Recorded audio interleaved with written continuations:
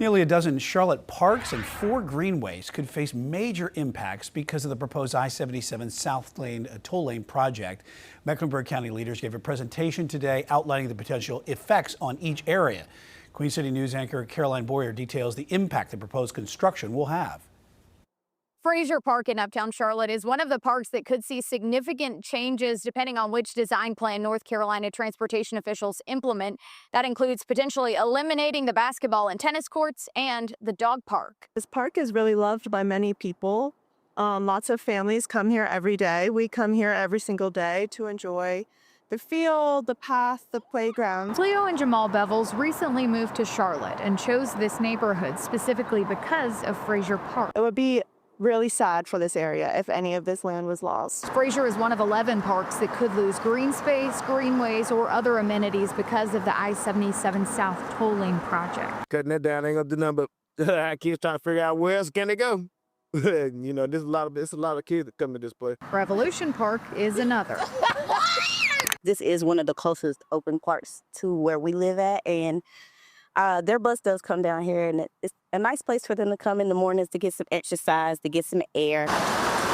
Some of the state's plans would require a shift in Irwin Creek. Mecklenburg County leaders say that could affect water quality and would deeply impact the Greenway and Revolution Park. I honestly think they could figure out a different way to go about that. And honestly, I really don't understand the need for the tolls. It's not surprising. Charlotte has a history of, tearing down historical places or places that are significant to communities. John lives across the street from Wilmore Park, which is at risk of being completely eliminated.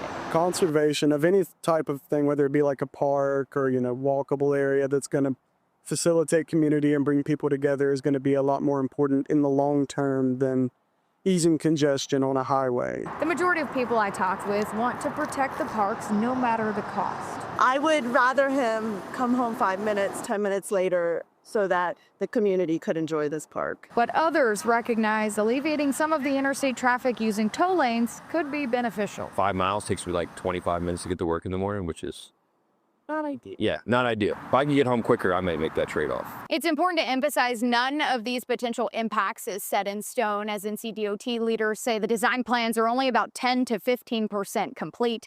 In a statement, a spokesperson said in part, as the project moves forward, shortlisted developer teams will compete to propose designs that reduce impacts and incorporate community priorities.